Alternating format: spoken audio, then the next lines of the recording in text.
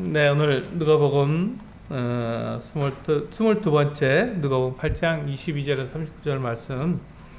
제목은요, 우리를 이 땅에 남겨두신 이유, 우리를 이 땅에 남겨주신 이유라는 제목으로 함께 살펴보도록 하겠습니다.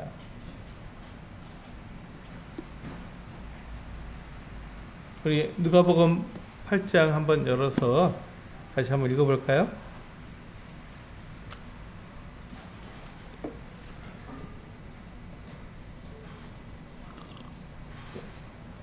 누가복음 8장 22절에서 39절까지 같이 한번 읽어보도록 하겠습니다.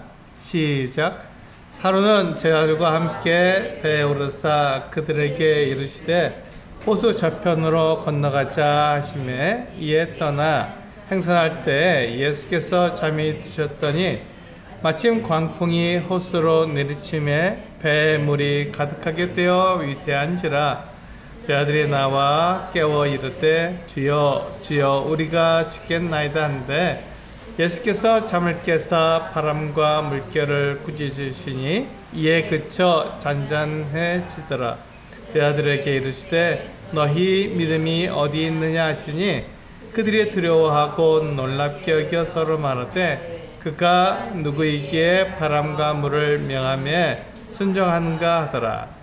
그들이 갈릴리 맞은편 거라사인의 땅에 이르러 예수께서 육지에 내리심에 그 도시의 사람으로서 귀신 들린 자 하나가 예수를 만나니 그 사람은 오래 옷을 입지 아니하며 집에 거하지도 아니하고 무덤 사이에 거하는 자라.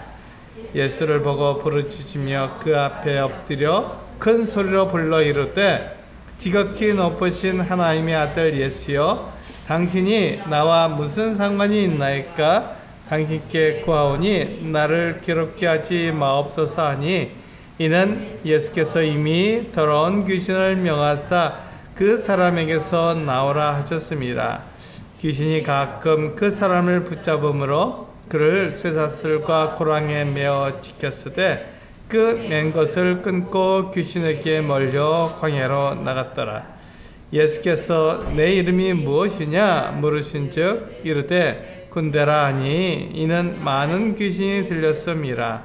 무적갱으로 들어가라 하지 마시기를 간구하더니 마침 그곳에 많은 돼지떼가 산에서 먹고 있는지라 귀신들이 그 돼지에게로 들어가게 허락하심을 간구하니 이에 허락하시니 귀신들이 그 사람에게서 나와 돼지에게로 들어가니 그때가 비탈로 내리따라 호수에 들어가 몰사하거늘 치던 자들이 그 이루어진 일을 보고 도망하여 성내와 마을에 알리니 사람들이 그 이루어진 일을 보러 나와서 예수께 이르러 귀신 나간 사람이 옷을 입고 정신이 온전하여 예수의 발치에 앉아있는 것을 보고 두려워하거늘 귀신 들렸던 자가 어떻게 구원받았는지를 본 자들이 그들에게 이르매 거라사인의 땅 근방 모든 백성이 크게 두려워하여 예수께 떠나가시기를 구하더라. 예수께서 배에 올라 돌아가실새 귀신 나간 사람이 함께 있기를 구하였으나 예수께서 그를 보내시며 이르시되 집으로 돌아가 하나님이 내게 어떻게 큰 일을 행하셨는지를 말하라 하시니 그가 가서 예수께서 자기에게 어떻게 큰 일을 행하셨는지를 온 성내에 전파하니라. 참, 우리가 이 세상에서 하나님의 일을 할 때 우리는 종종 이와 같은 어려움과 고난을 당하게 됩니다. 예수님의 제자들이 예수님과 함께 배를 타고 갈릴리 바다 건너편 거라사인의 땅으로 가려고 했잖아요. 그런데 그들이 그 바다 위를 건너갈 때 광풍이 불어서 그들을 어렵게 했고 고난받게 했던 것과 마찬가지로 우리들의 삶을 돌아보면 우리들의 삶에서도 내가 틀림없이 주님의 일을 하고 주님의 계획에 따라서 주님의 일을 하고 주님의 뜻을 따라서 어떤 일을 행하려고 할 때 그 일이 결코 쉽지만 않다는 것입니다. 거기에는 고난도 있고 어려움도 있습니다. 그 일을 하려고 하면 주님의 일을 하려고 할 때 오히려 그것이 나에게 어려움이 될 수 있다는 것입니다. 왜 내가 주님의 일을 하는데 왜 나에게 이런 고난이 있나 하고 우리는 종종 오해하고 내가 잘못된 것이 아닌가 이렇게 생각하기가 쉽습니다. 그런데 그렇지 않다는 것이죠. 사실 주님께서 우리가 구원받았을 때 우리를 바로 하늘나라로 데려가시면 쉽죠. 그러면 그 사람이 구원받은 게 분명하지고 뭐 그 다른 사람에 의해서 너 구원받았냐 아니냐 뭐 이런 얘기를 들을 이유도 전혀 없는 거잖아요. 그리고 우리가 그 하늘나라에 구원받을 때 하늘나라에 바로 가시게 되면 주 예수님 계신 곳에 우리를 데려가시게 되면 우리가 이 세상에서 이와 같은 고난을 받지 않아도 될 것 아니겠습니까? 그런데 주님께서는 그렇게 하지 않으셨어요. 오늘 제목과 같이 우리를 이 땅에 남겨주셨다는 것이죠. 왜 우리를 이 땅에 남겨주셨을까요? 만약에 우리가 주님을 믿을 때 우리를 바로 하늘나라를 데려가시면 이 세상에서 복음을 전할 수 있는 사람이 누가 있겠습니까? 예수 그리스도의 복음을 전할 수 있는 사람이 아무도 없잖아요. 그리고 예수님의 가르침을 다른 사람에게 가르쳐 줄 수 있는 사람이 아무도 없어요. 그게 아주 놀라운 일이죠. 예수님의 복음을 다른 사람에게 전할 사람이 없다는 것처럼 비극적인 게 없습니다. 예수님께서 하늘나라에 대해서 말씀해 주셨는데, 가르쳐 주셨는데, 그것에 대해서 우리가 정확히 알 수 있는 그 가르침이 우리에게 없다는 것은 참 슬픈 일이죠. 그래서 예수 그리스도께서는 우리를 이 땅에 남겨두신 거예요. 때가 될 때까지 남겨두시고 우리가 이 세상에서 어떤 일을 하냐면 예수 그리스도 대신 복음을 증거할 수 있도록, 그리고 예수님의 가르침이 무엇인지를 사람들에게 알려줄 수 있도록 그걸 우리에게 말씀해 주신 거거든요. 우리에게 맡기신 거예요. 그것을 우리는 대사명이라고 말을 합니다. 대사명. 가장 높은, 가장 큰 그것은 사명이라서 지상명령이라고 말하죠. 지상이라는 말은 지구에서 가장 높은 것이 아니라 지극히 큰, 지극히 높은 명령을 지상명령이라고 말을 합니다. 우리 그것을 한번 볼까요? 이 지상명령이 무엇이죠? 우리 잘 알고 있잖아요. 마태복음 28장 18절부터 20절까지 있는 말씀이죠. 이것을 우리는 지상명령, 우리 그리스도인들에게 주신 가장 큰 사명이라고 말을 합니다. 우리 18절부터 20절까지 같이 한번 큰 소리로 읽어볼까요? 이것을 위해서 우리가 이 땅에 남겨 있는 이유, 이 땅에 있는 이유가 바로 마태복음 28장 18절에서 20절까지 있는 말씀을 우리가 하기 위해서 이 땅에 남아있는 거거든요. 이게 사명입니다. 우리 모든 그리스도인들에게 주신 사명이죠. 같이 한번 읽어보겠습니다. 시작. 예수께서 나와 말씀하여 이르시되 하늘과 땅의 모든 권세를 내게 주셨으니 그러므로 너희는 가서 모든 민족을 제자로 삼아 아버지와 아들과 성령의 이름으로 세례를 베풀고 내가 너희에게 분부한 모든 것을 가르쳐 지키게 하라. 볼지어다 내가 세상 끝날까지 너희와 항상 함께 있으리라 하시니라. 예. 여기 보시면 19절에서 보시면 그러면 너희는 가서 모든 민족을 제자로 삼아 이렇게 되어 있어요. 제자로 삼는 것이 그 동사입니다. 가장 중요한, 예수님께서 말씀하신 가장 중요한 우리가 해야 될 일입니다. 우리가 하는 것은 그 모든 백성들, 그러니까 지금 우리가 서수지에 있으니까 서수지에 있는 사람들에게도 복음을 전하는 것이 맞습니다. 그들을 제자로 삼아야 되는 것이죠. 또 어떤 분들은 이 전 세계로 나가서 복음을 전하는 같은 사명을 받았기 때문에 외국에 나가서 복음을 전혀 모르는 사람들에게 복음을 전하고 그 사람들로 하여금 제자를 삼아서 그들에게 예수 그리스도의 가르침, 여기 보세요. 그렇게 되어 있잖아요. 그들로 아버지 아들과 성령의 이름으로 세례를 베풀고, 그렇죠? 예, 그렇게 해서 제자를 만든 다음에 뭐라고요? 내가 너에게 분부한 모든 것을 가르쳐 지키게 하라. 이게 우리가 할 일입니다. 복음을 전해서 사람들로 하여금 제자를 삼을 뿐만 아니라 그들이 예수 그리스도의 가르침을 따라서 살 수 있도록 그들을 가르쳐 줘야 한다는 것이죠. 그게 우리의 사명이에요. 그게 우리의 사명입니다. 우리가 이 땅에 남아있는 이유기도 하고요. 그것이 우리에게 주어진 사명입니다. 이 사명을 위해서 우리는 이 땅에 남아있는 거예요. 그러니까 이것을 우리는 해야 되는 것이죠. 그래서 이 사명을 우리가 이루기 위해서 오늘 누가복음 8장 22절부터 39절에서는 뭐라고 말씀하시는지 우리는 살펴볼 수 있어야 됩니다. 한번 볼까요? 22절에 보시면 이렇게 되어 있죠.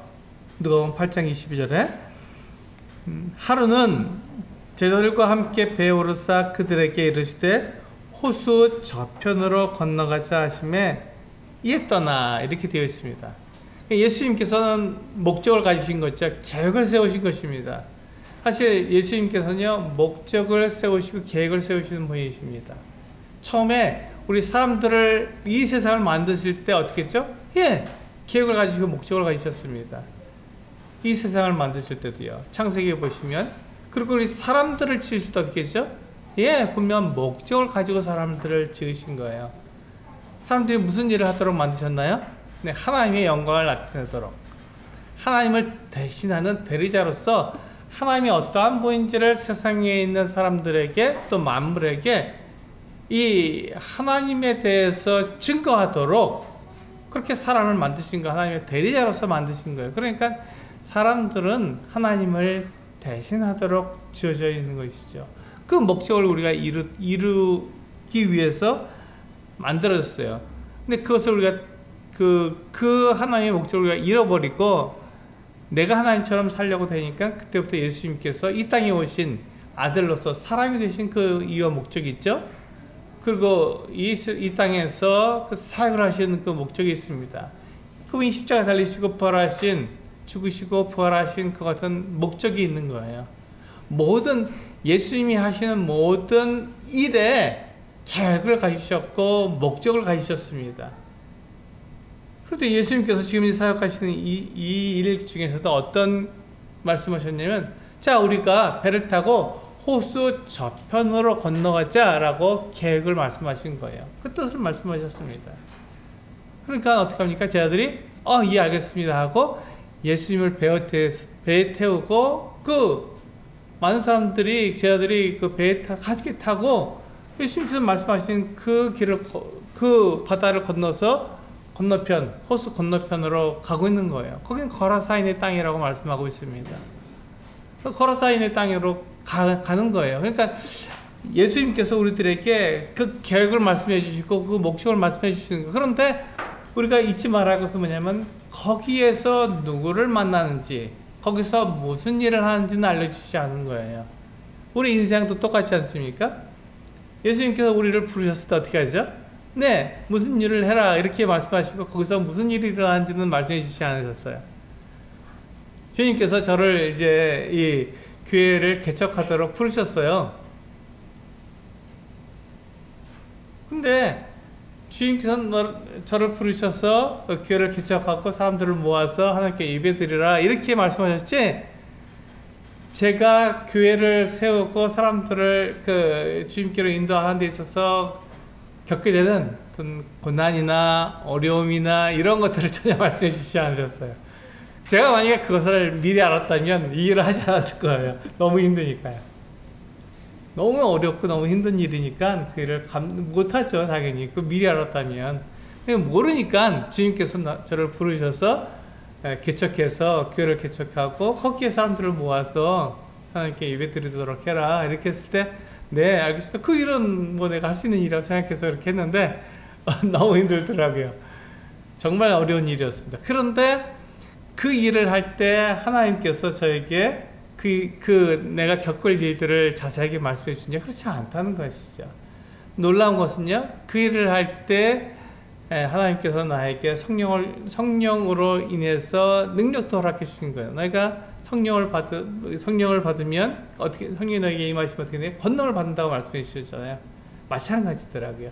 내가 이 일을 할 수 있도록, 그 어려움을 견뎌낼 수 있도록 하나님께 나에게 힘을 주시고 그것을 인내할 수 있도록 도와주시더라고요. 그러니까 돌아보면 뭐냐면 내가 한 것이 아니라 하나님께서 하셨다는 것을 분명히 알 수 있죠. 그래서 우리는 하나님의 은혜라고 말합니다. 나 같은 사람을 쓰셔서 하나님이 이 놀라운 일을 하시는가, 사람들을 불러서 하나님께 예배하게 하시는 이 놀라운 일을 하게 하시는가. 그러니까 나는 도구일 뿐이고 모든 일을 이루신 분은 하나님이시다, 하나님의 은혜입니다 라고 고백하게 되는 것이죠. 그 마찬가지로 예수님께서 제자들에게 호수 건너편으로 건너가자, 거기 거라사니의 땅인데 거기로 가자 이렇게 얘기하시고 아무 말씀도 하지 않으신 거예요. 그래서 누구를 만나는지 무슨 일을 하실 건지 말씀하시지 않고 그냥 가자고 말씀하셨어요. 그러니까 제자들이 네 알겠습니다 하고 예수님을 배에 태워서 그 길을 가고 있는 거예요. 근데 예수님은요, 그 배에 타고 좀 있다가 바로 주무셨어요. 바로 주무셨어요. 예수님은 평안하신 거예요. 아무것도 두려워하지 않으시고 아무것도 염려하지 않으시고 가는 길에 무슨 일을 만나든지 가서 누구를 만날 것인지에 대해서 아무 두려움이나 염려 없이 가신 것이죠. 그냥 그분이 하실 일을 알았기 때문에, 그분이 거기서 어떤 일을 다 하실지 알았기 때문에 그냥 편안하게 가신 거예요. 그러면서 그분이 사람의 육체를 가지셨기 때문에 피곤하시니까 주무셨어요. 배에서 주무셨던 것이죠. 근데 그때 문제가 생겼습니다. 그때 문제가 생긴 거죠. 어떤 문제가 생겼습니까? 네, 바다에서 광풍이 일어난 거예요. 이 갈릴리 호수는 이게 해발보다 200m 낮기 때문에 또 주변에 다 이렇게 산지로 둘러싸이기 때문에 광풍이 종종 일어납니다. 근데 이번 광풍은 굉장히 심했던 것 같아요. 그래서 이 배는요, 그 평생을 그 갈릴리 바다에서 고기를 잡아온 어부들이 있었어요. 베드로와 안드레와 야고보, 요한 같은 사람들은 그 갈릴리 바다에서 그물을 던지며 그물을 던져서 고기를 낚던 그 어떤 어부들이었습니다. 그러니까 잘 알고 있었던 것이죠. 그런 광풍이 분다는 것을. 그리고 광풍이 불었을 때 어떻게 대처해야 되는 것을 알고 있었죠. 그런데 이번 광풍은 그들의 그 같은 그 지식, 지혜, 노력, 힘으로 또 그것을 이겨낼 수가 없었던 거예요. 광풍이 불어서 그 배에 물이 가득하게 되었을 때 이 제자들이 물을 퍼내지 않았을까요? 네, 애를 썼을 거예요. 물을 퍼내고 똑바로 가려고 얼마나 애를 썼겠습니까? 그런데 아무 소용이 없었던 것이죠. 우리 배는 점점 물속에 가라앉을 그 같은 처지에 놓이게 되어서 이 제자들이 주무시는 예수님을 깨워서 주여 우리가 죽게 된 것을 돌아보지 않습니까? 이렇게 말할 수밖에 없었던 것이죠. 이게 무엇입니까? 틀림없이 예수님의 제자들은 예수님의 뜻, 예수님의 계획을 이루기 위해서 그 배를 타고 갈릴리 바다를 건너가고 있었기 때문에 그 계획은 의심할 수가 없었던 것이죠. 그것이 하나님의 일이다 하는 것을 의심할 수가 없었습니다. 그런데 그들이 가는 길에 어려움이 있었던 거예요. 고난이 있었던 것이고 죽을 그런 고비를 그들이 경험하고 있었던 것입니다. 그들의 힘으로 아무리 노력해도 그것을 이겨낼 수가 없었던 거예요. 그 어떤 어려움이 그들에게 주어진다는 것입니다. 그때 그것이 하나님의 일을 하는 것이 아닐까요? 아니, 하나님의 일을 하는 것입니다. 주님의 뜻대로 가는 것이니까요. 거기에 예수님께서 함께 계시지 않나요? 예수님께서 함께 계셨어요. 그런데도 그 같은 어려움이 있나요? 네, 그런데도 그런 어려움이 있었습니다. 죽을 것 같은 어려움이 있었던 것이죠. 그래서 우리가 어떤 일을 할 때 그것이 어렵다고 해서, 고난이 있다고 해서 그것이 하나님의 뜻이 아닌 것이 아닙니다. 그 어려움이 있고 고난이 있을 때 그것을 이겨낼 수 있는, 누구의 힘으로요? 예수 그리스도의 힘으로 이겨낼 수 있는 것이 우리가 해야 될 일이죠. 그래서 그 제자들이 자기 힘으로 해보다가 안 되니까 어떻게 했습니까? 주무신 예수님을 깨웠어요. 예수님이 일어나셔서 그들의 문제를 한마디로 해결해 주셨습니다. 예수님께서 일어나셔서 바람과 물결을 꾸짖으셨어요. 예수님께서 계획을 가지시고 호수 건너편으로 가시는데 그 일을 방해하고 있었기 때문에, 그 제자들을 두렵게 만들었기 때문에 그 바람과 물결을 어떻게 하셨다고요? 꾸짖으셨다고요. 그러니까 어떻게 됩니까? 이 바람과 물결이 잔잔해지는 거죠. 고요해지는 것입니다. 예수님을 방해할 수가 없는 거예요. 그들이 가는 그 길을 갈 수 있도록 내어주는 것 수밖에 없는 거죠. 그 문제를 해결할 수밖에 없는 것입니다. 우리들의 삶에서 예수님의 그 일을, 하나님의 일을 내가 한다고 얘기했을 때 그 일에 틀림없이 문제가 있습니다. 어려움이 있는 거예요. 근데 그 문제를 누가 해결해 준다고요? 예수 그리스도께서 해결해 주신다고요. 내가 해결할 수 없어요. 내 힘과 내 지혜로는 그것을 해결할 수가 없어요. 한번 볼까요? 우리 요한복음 16장에서 한번 같이 볼 수 있습니다. 요한복음 16장 33절 맨 마지막이죠. 16장 마지막 절 보시면 그것에 대해서 예수님께서 우리에게 말씀해 주고 계신 거예요.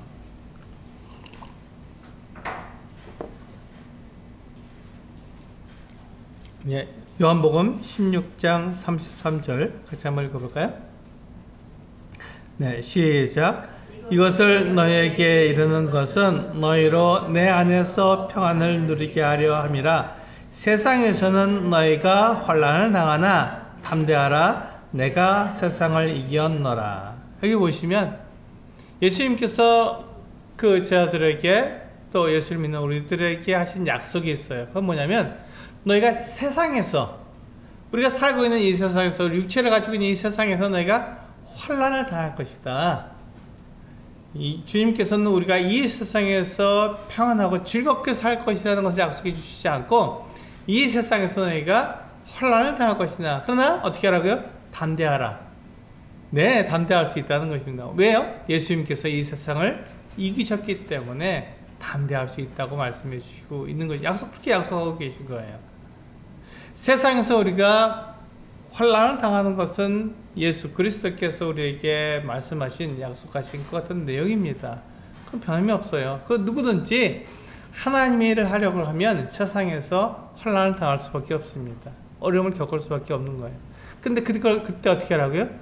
그 환난에 내가 찌들어 있거나 그 환난 때문에 내가 의기소침해 있는 것이 아니라 담대하라고 말씀하고 있는 거예요. 담대하라고. 그거 아무것도 아니다. 당연히 세상에서 우리가 고난을 받고 어려움을 당한다. 그러나 그 세상에서 받는 그 어려움과 고난을 예수 그리스도께서 이기셨다. 세상을 이기셨다. 그러니까 우리가 예수 그리스도의 힘으로, 내 힘이 아니라 내 지혜가 아니라 내 노력이 아니라 예수 그리스도의 힘으로 그 어려움, 그 문제를 해결할 수 있으니까 예수님께로 나아가기만 하면 예수님께서 그것을 해결해 주신다는 것입니다. 실제로 오늘 말씀에서도 분명히 그렇게 되었지 않습니까? 그들이 예수님과 함께 있는데도 죽을 뻔했어요.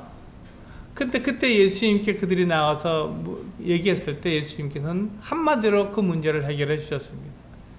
바람과 물결을 꾸짖으셔서 예수님의 하나님의 아들 되심을 나타내 주신 거예요. 그때 예수님께서 그 제자들에게 너희들의 믿음이 어디 있느냐라고 그들을 질책해 주셨죠. 그들이 가지고 있는 믿음이 누구를 향한 믿음이어야 됐죠? 예수 그리스도를 향한 믿음이어야 됐습니다. 근데 그들은 자기들에 대한 믿음을 가지고 있었던 거예요. 내가 평생을 이 바다에서 살아왔는데 그걸 못 이긴다고? 말도 안 되고 나를 믿것은 안 되는 것이죠. 근데 그들이 예수 그리스도를 믿었을 때 예수 그리스도께서는 그 일을 해결해 주셨던 것입니다.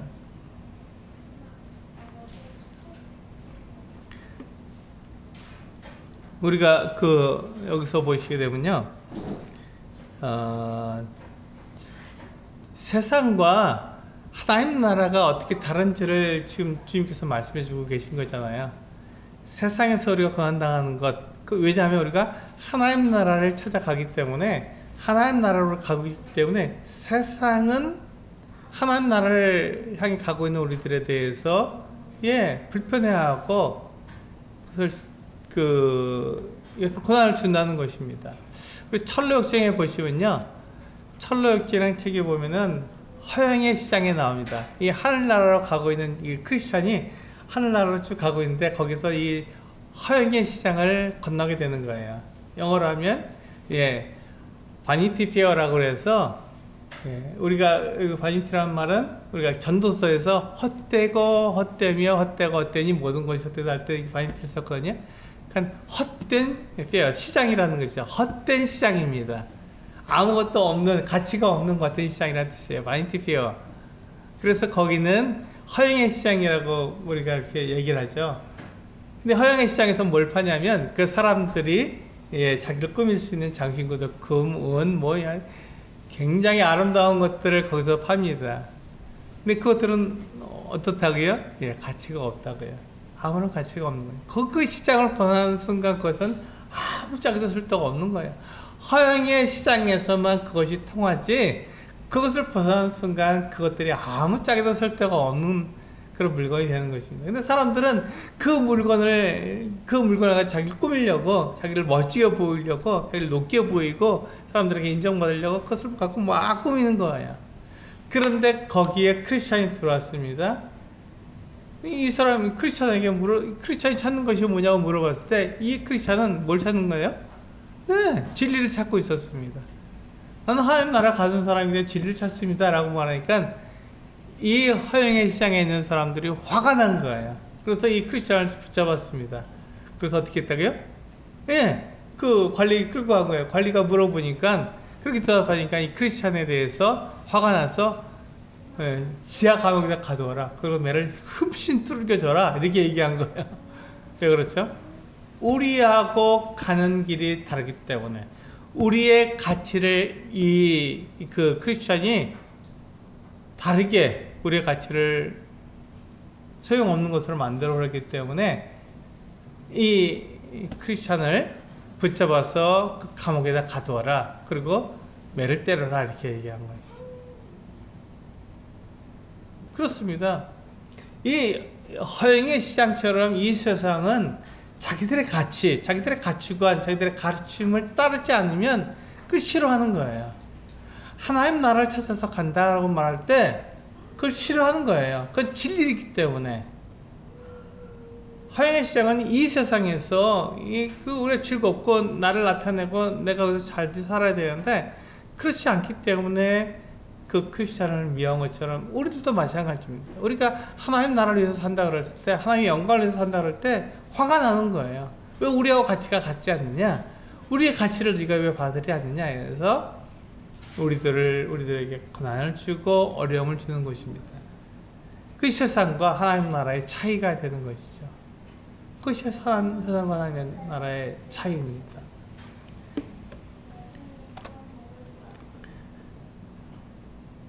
이제 예수님께서 이제 거라사인의 땅에 도착하셨어요. 그 가는 길에 여러 가지 방해가 있으면 그 방해를 다 이기시고 어떻게 했죠? 예수님의 목적대로 그 거라사인의 땅에 도착하셨습니다. 그런데 이제 그 제자들이 예수님을 모시고 배를 태워서 거기에 도착했잖아요. 거기서 일어날 일에 대해서 말씀해 주시지 않았죠? 거기서 누굴 만났나요? 거라사 땅에 귀신 들린 사람. 우리가 이제 거라사의 광인이라고 말을 하죠. 광인, 미친 사람, 귀신 들린 사람. 이 사람을 만난 거예요. 이 사람은 어떤 사람이었습니까? 옷도 입지 않았어요. 옷도 입지 않고, 이 사람은 어디서 살았죠? 집에 살지도 못하고 어디 살았어요? 무덤사에서 사는 거예요. 이 사람은 귀신 들려서 그 같은 일을 하는 것입니다. 이게 귀신 들린 사람의 모습이에요. 얼마나 정말 사람답지 않은 모습을 가지고 있나요? 그런데 많은 사람들이 이 세상에서 잘 되기 위해서 사탄에게 자기 영혼을 파는 사람들이 있습니다. 그래서 이 음악을 만들기도 하고요, 그림을 그리기도 하고, 어떤 멋진 영화를 만들기도 하고, 그 사람들의 그 사탄에게 자기 영혼을 팔아서 그 같은 것들을 함으로써 어떻게 하죠? 사람들이 그것을 즐거워하는 거예요. 돈을 많이 내고 그것을 보는 것입니다. 듣는 거예요. 사람들이 그 같은 일을 하는 거예요. 그 다음에 어떻게 하죠? 사탄이 그 사람이 유명해졌을 때 어떻게 합니까? 그 영혼을 도로 찾으러 오는 거예요. 피폐해지죠. 바로 이 거라사의 광인과 같은 모습을 그가 가지는 거예요. 정말 피폐해집니다. 사람이 사탄에게 자기 영혼을 팔게 되면요, 정말 쓸모없는 사람이 되는 거예요. 사람답게 사는 게 아닙니다. 잠깐 사람들한테 인정을 받을 수 있어도 그 이후에는 그 사람의 죽음은 정말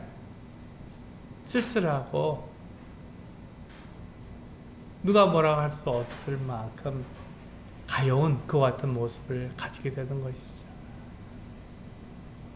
예전부터 아주 유명한 사람들 가운데 특히 자기 영혼을 사탄에게 판 사람들이 종종 있습니다. 그 사람들의 그 최후를 보면, 말로를 보면 굉장히 불쌍한 모습을 가지고 있는 거예요. 근데 이 지금 그 모습을 지금 이 거라사인의 이 귀신 들린 사람이 그대로 보여주고 있는 거예요. 그 사람은 옷도 입지 않고 무덤 사이에 살면서 사람들에게 두려움을 주고 있는 거예요. 막 뛰어다니고 소리 지르니까 두려워하는 거예요. 사람들이. 이 사람을 멀리하는 것입니다. 근데 예수님께서 이 사람을 만나신 거예요. 이 귀신 들린 사람을 만난 거예요. 이 귀신 들린 사람이 뭐라고 얘기했습니까? 예수님께 대해서 당신은 지극히 높으신 하나님의 아들이십니다. 이렇게 말을 하고 있어요. 제자들은 뭐라고 말했죠? 이 바다에서 예수님께서 이 바람과 물결을 꾸짖으셨을 때 뭐라고 말했냐면 그가 누구이기에 이와 같은 일을 하느냐라고 말을 한 거예요. 그가 누구이기에 바람과 물도 우리에게 명령할 때 그게 순종하느냐 이렇게 얘기한 것이죠. 예수님의 제자들은요, 예수님이 누구신지를 몰랐던 거예요. 예수님은 그냥 좋은 선생님이라고 알았던 것이죠. 그런데요, 이 거라사에 귀신 들린 이 사람은 예수님이 누군지를 알았습니다. 당신은 지극히 높으신 하나님의 아들입니다. 라고 말을 했어요. 여기서 문제가 뭐냐면, 이 귀신 들린 이 사람이 예수님이 누군지를 알았더라도 어떻게 했죠? 예수님의 말씀을 따랐나요? 그렇지 않다는 거예요. 그게 문제가 됐던 것입니다. 이 귀신 들린 이 사람이 예수님을 따랐냐? 그렇지 않다는 거예요. 예수님의 말씀을 그가 순종했냐? 그렇지 않다는 거예요. 다만 예수님이 누군지는 알았지만 예수님을 따르지 않고 자기들의 욕심에 따라서 사탄을 쫓아간 것이죠. 사탄을 따라간 것입니다. 이 귀신은요, 결코 예수님을 따르지 않습니다. 예수님의 말씀에 순종하지 않아요. 그런데 예수님의 권위가 있기 때문에 예수님께서 이렇게 하라 그러면 그것을 따를 수밖에 없는 거예요. 그게 예수님의 권위입니다. 그래서 예수님께서 이 사람에게 묻잖아요. 네 이름이 무엇이냐? 그 정체를 드러내도록 말씀해 주셨습니다. 그때 이 사람은 이렇게 말을 하면 나는 군대입니다. 이렇게 말을 하는 거예요. 많은 귀신이 들렸기 때문에 한 귀신이 아니라 여러 귀신이라고 얘기해 준 거죠. 군대입니다. 군대 귀신처럼 많은 귀신이 들린 거예요. 이 사람을 억제할 수 없었죠. 이 사람은 억제할 수 없었어요. 이 귀신이 예수님께 뭐라고 말하냐면 예수님께서 하나님의 아들이시기 때문에 우리를 무저갱에 들어가라고 말씀하지 마십시오. 이렇게 얘기했던 것이죠. 예수님께서는요, 사실 이 귀신들을 무정에 넣든지 돼지떼 넣든지 그것은 큰 상관이 없습니다. 왜냐하면 그 귀신들을 어디에 넣느냐가 목적이 아니라 이 귀신 들린 사람을 온전하게 해주는 게 예수님의 목적이었기 때문에 그렇습니다. 온전하게 해주는 것. 이 사람을 온전하게 해주는 것. 이 사람을 만나서 이 사람에게 있는 귀신을 내어쫓고 이 사람을 온전하게 만들어주는 게 예수님의 목적이었지, 이 귀신들을 어떻게 하는 게 목적이 아니었습니다. 이 귀신들은요, 어차피 시간이 되면 무저갱에 갇히게 되는 거예요. 우리 요한계시록 20장에 보시면 그 말씀을 하고 있거든요. 우리 요한계시록 맨 뒤에 보시면요, 22장까지 있는데 요한계시록 20장 1절부터 보시면 요한계시록 20장 1절부터 3절까지를 보시면 마지막에 예수님께서 이 귀신들을 무저갱에 넣으시는 때가 있는 거예요. 정해져 있습니다. 그때는. 그런데 그렇기 때문에 그때까지 놔두셔도 아무 문제가 없는 거예요. 그러니까 예수님의 목적은 이 귀신들을 무저갱에 넣는 게 목적이 아니라 이 귀신 들린 사람을 온전하게 해주는 게 예수님의 목적이었습니다. 우리 한번 20장 1절부터 3절까지 한번 같이 읽어볼까요? 시작. 또 내가 보매 천사가 무저갱의 열쇠와 큰 쇠사슬을 그의 손에 가지고 하늘로부터 내려와서 영을 잡으니 곧 옛 뱀이요 마귀요 사탄이라.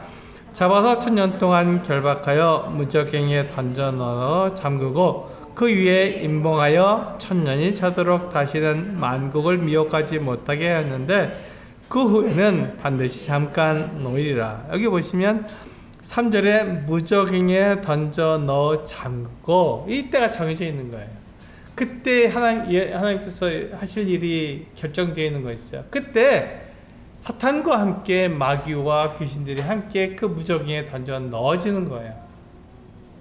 이게 정해져 있습니다. 이때가 정해져 있는 거예요. 그러니까 예수님께서 이것에 대해서는 상관하지 않는 거예요. 지금 예수님이 오셨을 때 그들을 돼지떼에 들어갔든지 무적행에 갔든지 그것에 대해서는 상관이 없었습니다. 그런데 예수님께서 중요하게 여기신 것, 예수님의 계획 가운데 있었던 게 뭐죠?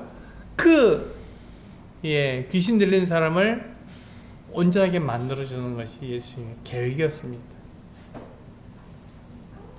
예수님의 계획이 그거였어요.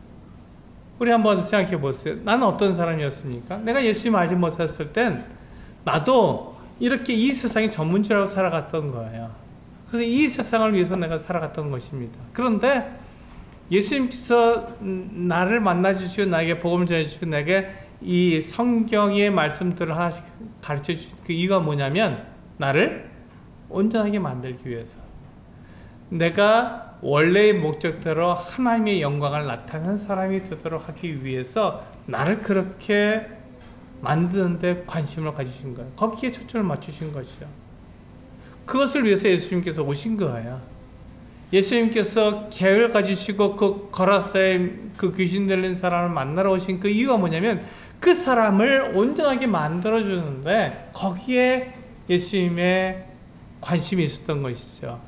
마찬가지로 우리들에게 찾아오신 예수님, 우리 안에 성령을 임하게 하신 그 예수님의 그 계획은 뭐였냐면 우리가 온전하게 되는 것입니다. 그러니까 세상을 향해서 달려가도록, 허영의 시장을 향해서 거기에서 그 허영의 시장에서 통하는 그것들을 갖다가 나를 꾸미는 것이 아니라 정말 진리를 찾아서 하나님의 나라를 향해서 가고 있는 내가 되도록 하기 위해서, 내가 온전해지게 하기 위해서 예수님은 나를 찾아오신 것이죠. 그래서 나에게 복음을 전해주신 것이고 내가 그 복음을 받아들이게 나에게 도와주신 것입니다. 내가 예수 그리스도를 믿고 거듭났다는 것은 무엇이죠? 이제 나는 세상을 위해서 살아가는 것이 아니라 원래 목적대로 하나님의 영광을 위해서 살아가겠습니다 하는 것을 고백하는 거예요. 나를 위해서 사는 것이 아니라 헌계 시장에서 나를 꾸미려고 내가 살아가는 것이 아니라 진리를 찾아서 예수 그리스도의 영광을 위해서, 하나님의 영광을 위해서 내가 어떻게 살아갈 것인지를 고민하면서 살아갈 수 있도록 나를 그렇게 온전한 사람을 만드는데 예수 그리스도의 관심과 예수 그리스도의 그 능력이 사용되는 것이죠. 예수님께서 그것을 계획하신 거예요. 그래서 이 사람이 온전하게 됐는가 거기에만 관심을 가지시는 거예요. 근데 이 사람이 어떻게 됐습니까? 네, 온전하게 됐죠. 이 사람이 온전하게 됐습니다. 그리고 이 돼지떼에 들어간 귀신들 어떻게 했냐면, 돼지떼가 그 비탈길을 달려 내려가서 호수에 빠져 다 죽었습니다. 근데 그거는 예수님과 아무런 관계가 없는 거예요. 예수님의 계획과는 관계가 없는 거예요. 귀신이 어떻게 되든 간에 아무 관계가 없는 것입니다. 그런데 그것을 본 사람들이 어떻게 했죠? 그 주인에게 말해준 거예요. 돼지떼가 다 죽었습니다. 근데 마가복음 5장 13절에서 뭐라고 되어 있냐면 이 돼지떼가 약간 2천 마리 정도 된다고 얘기하고 있어요. 마가복음 5장 13절에서 엄청나게 많죠. 이 돼지가 2,000두면 엄청나죠. 그 많은 돼지가 그냥 비탈로 내려서 호수에 빠져 죽은 거예요. 그러니까 이 주인의 마음이 어떻습니까? 자기 경제적으로 그것을 잃어버렸기 때문에 화가 났죠. 누가 그렇게 했냐면 예수님이 그렇게 했잖아요. 그러니까 예수님에 대해서 화가 난 겁니다. 우리 한번 거기 보시면요.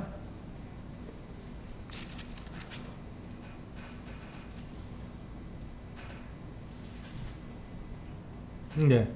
그 37절에 보시면 한번 읽어볼까요? 37절 같이 한번 읽어볼까요? 이게 중요합니다. 30절 시작. 거라사인의 땅 근방 모든 백성이 크게 두려워하여 예수께 떠나가시기를 구하더라. 예수께서 배에 올라 돌아가실세. 여기서 보시면 거라사인의 그 땅 근방에 있는 사람들이 모두 나와서 어떻게 했다고요? 예수님에게 떠나가시도록. 아니, 예수님이 하나님의 아들이신데 그분을 떠나가시게 만들었다니 이게 정말 슬픈 일 아니겠습니까? 그들은 경제적으로 손해를 봤어요. 돼지가 2,000마리나 물에 빠져 죽었는데 얼마나 큰 손해를 봤습니까? 그럼에도 불구하고 예수 그리스도 하나님의 아들을 그들이 영접한다면 그들은 경제적으로 손해를 봤어도 그들이 영생을 얻기 때문에, 예수 그리스도를 얻기 때문에 그들은 그 큰 손해가 되지 않을 것입니다. 그런데 그들은 지금 경제적으로 2,000마리라는 이 돼지를 물에 빠뜨려 죽게 하고도, 그리고 예수님도 떠나가시도록 만들어버린 거예요. 이 경제적으로 손해봤지만 영적으로 그들이 손해를 본 것입니다. 예수 그리스도를 맞이하지 않았기 때문에 정말 최악 중에 최악이 된 것이죠. 왜 그렇게 됐나요? 딱 한 가지입니다. 그들이 더 이상 손해보지 않기 위해서. 그들이 돼지 2,000마리를 잃어버렸기 때문에 더 예수님께서 그들과 함께 계시면 더 많은 손해를 볼 것 같으니까 예수님이 그들을 떠나가시도록 만들었던 거예요. 더 큰 손해를 보지 않기 위해서. 그것은 오해죠. 그것은 어리석은 일입니다. 예수님은 하나님의 아들이시기 때문에 그들에게 참 복을 주시는 분이신데 그들은 그것을 알지 못하고 오히려 예수님을 떠나가시도록 그렇게 말했던 것입니다. 예수님은 인격적인 분이시기 때문에 그 사람들이 그 사람들이 예수님을 받아들이지 않았기 때문에 예수님은 그냥 조용히 떠나신 거예요. 왜? 예수님께서는 무엇을 목적으로 오셨다고요? 누구를 만나러 오셨다고요? 예, 거라사에 그 귀신 들린 사람을 만나러 왔고 그 사람을 온전하게 만드는 그 일을 목적으로 오셨기 때문에 그 일을 다 이루셨기 때문에 거라사 사람들이 이 예수님을 떠나가시도록 하셨을 때 떠나가는 것에 대해서 전혀 문제가 없었습니다. 그 목적을 다 이루셨기 때문에. 예수님은 예수 그리스도를 믿는 우리들을 위해서 오신 것이지 사람들이 예수님을 거절하고 예수님을 믿지 않겠다 그러고 예수를 믿으니 내 중을 믿겠다고 말하는 그것에 대해서 관심을 안 가지는, 그것에 대해서 어려워하시지 않는 거예요. 그런데 그런 사람들을 향해서 어떻게 하셨냐면요. 이 38절에 보면 귀신 나간 사람이 함께 있기를 구했어요. 예수님을 따라가기를 원했던 거예요. 예수님께 배를 타고 가시니까 자기도 배를 타고 떠나겠다고, 이 거라사로 떠나겠다고 얘기한 거예요. 우리 같으면 이렇게 좋은 말로 들리지 않습니까? 그런데 예수님은 그렇지 않으셨어요. 함께 있기를 구하시나 예수께서 그를 보내시며 이르시되, 그를 보내셨어요. 그 거라사 땅에 남아있으라. 그리고 네가 할 일이 있다라고 말씀하신 거죠. 이게 바로 우리를 이 땅에 두신 이유입니다. 우리가 이 땅에 있는 이유가 바로 그것이죠. 예수님께서 그 사람에게 명령을 주신 거예요. 사명을 주신 거예요. 거라사 땅에서 네가 할 일이 있다. 나를, 이 거라사 사람들 나를 갖다가 가라 떠나가라고 나에게 말을 했지만 너는 받아줄 것이다. 그러니까 네가 이 땅에서 해야 할 일이 있는 것이다 라고 말씀해 주신 거죠. 그게 뭐죠? 39절에 나와 있잖아요. 마지막 39절에 뭐라고 되어 있냐면 집으로 돌아가 하나님이 내게 어떻게 큰 일을 행하셨는지를 말하라 하시니 그가 가서 예수께서 자기에게 어떻게 큰 일을 행하셨는지를 온 성내에 전파하니라. 이게 그가 할 일이죠. 이게 그가 할 일입니다. 그는 예수 그리스도의 영광을 드러내야 했습니다. 하나님의 영광을 드러내야 했던 것이죠. 그렇기 위해서 그는 남겨진 거예요. 거라사에 남겨진 것입니다. 그가 거라사에서 있는 동안에 거라사 사람들이 그를 박해하지 않고 고난을 주지 않았다? 그건 모르는 것입니다. 성경에는 안 나와 있으니까. 그러나 그가 거기서 당연히 세상에서는 혼란을 당할 것입니다. 어려움 당할 것. 근데 그는 그런 가운데서도 그것을 이겨내고 어떻게 했어요? 네, 예수께서 자기를 어떻게 온전하게 하셨는지 그것을 사람들에게 전했던 것이죠. 그것을 전했던 것입니다. 이 거라사의 이 귀신들의 이 사람이 해야 할 일이 바로 그것이었죠. 예수님이 자기에게 어떻게 행하셨는가 그것을 사람들에게 알려주는 것입니다. 그래서 그 중에서 어떤 사람들은 예수를 믿었을 것이고 어떤 사람은 믿지 않았을 것입니다. 우리도 마찬가지예요. 똑같습니다. 예수님께서 우리에게 하시는 명령이 무엇입니까? 제가 말씀드렸잖아요. 마태복음 28장 28절에서 20절까지에는 대사명, 모든 그리스도인들에게 예수님께서 하신 그 사명을 우리가 가지고 있는 것이죠. 그게 뭐냐면 우리는 가서 모든 족속을 제자로 삼는 것입니다. 그리고 그들을 세례를 베풀고 그들에게 예수께서 가르쳐 지키게 하신 모든 것을 다 알려주는 거예요. 우리에게 분부하신 모든 것을 다 가르쳐주는 것입니다. 그게 우리가 할 일이 있잖아요. 지금 이 거라사의 귀신 들린 이 사람이 하는 일이나 우리가 하는 일이 다르지 않잖아요. 똑같잖아요. 그런데 우리가 그 일을 해야 되는데 우리 하나님 예수 그리스도께서 나를 어떻게 하셨는지, 내가 어떻게 구원받는지, 나는 구원받기 전에 어떤 사람이었는지를 내가 분명히 알아야 됩니다. 그것에 대해서 우리는 간증할 수 있어야 되는 거예요. 난 이런 사람이었는데 예수 그리스도께서 나를 온전하게 하셨다라는 것을 사람들에게 알려주는 것이죠. 그리고 그 사람들이 나도 그럼 예수님을 믿을게라고 말했을 때 그들에게 아버지와 아들과 성령의 이름으로 세례를 주고 그를 어떻게 한다고요? 가르쳐 지키게 한다고요. 예수님께서 우리에게 분부하신 모든 것을 다 가르쳐서 그로 하여금 그리스도인이 되도록, 참 온전한 사람이 되도록 그를 가르쳐 지키게 하는 것이죠. 그게 우리가 해야 될 일입니다. 그러기 위해서 예수님께서 우리들에게 은사를 주신 거잖아요. 그래서 은사를 주신 것입니다. 에베소서 4장에 보시면 그 은사에 대해서 말씀하고 있잖아요. 에베소서 4장 우리 한번 열어볼까요? 그게 바로 온전하게 만드는 것입니다. 에베소서 4장 11절에서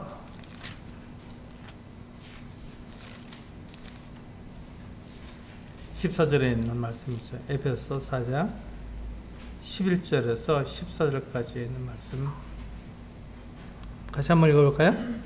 시작. 그가 어떤 사람은 사도로, 어떤 사람은 선지자로, 어떤 사람은 복음 전한 자로, 어떤 사람은 목사와 교사로 삼으셨으니 이는 성도를 온전하게 하여 봉사일을 하게 하며 그리스도의 몸을 세우려 하심이라. 우리가 다 하나님의 아들을 믿는 것과 아는 일에 하나가 되어 온전한 사람을 이루어 그리스도의 장성한 분량이 충만한 데까지 이르리니 이는 우리가 이제부터 어린아이가 되지 아니하여 사람의 속임수와 간사한 유혹에 빠져 온갖 교훈의 풍조에 밀려 요동하지 않게 하려 함이라. 그렇습니다. 한마디로 말하면 우리가 우리를 온전하게 만들어주는 것이죠. 우리가 온전한 사람이 된다는 것입니다. 그래서 그 온전한 것을 가지고 어떻게 한다고요? 나를 위해서 사용하는 것이 아니라 다른 사람을 위해서 사용하는 것입니다. 은사는 나를 위해서 사용하는 것이 아니라 다른 사람을 위해서 사용하도록 주어진 거예요. 그래서 다른 사람들을 온전하게 만들고 또 다른 사람들이 나를 온전하게 만들어서 어떻게 한다고요? 네, 그리스도의 장성한 분량에까지 내가 성장하도록 그렇게 하는 것이죠. 그게 은사를 주신 목적입니다. 온전하게 만드는 것, 성도를 온전하게 만드는 것이 그리스도께서 우리에게 주신 은사를 주신 목적입니다. 똑같습니다.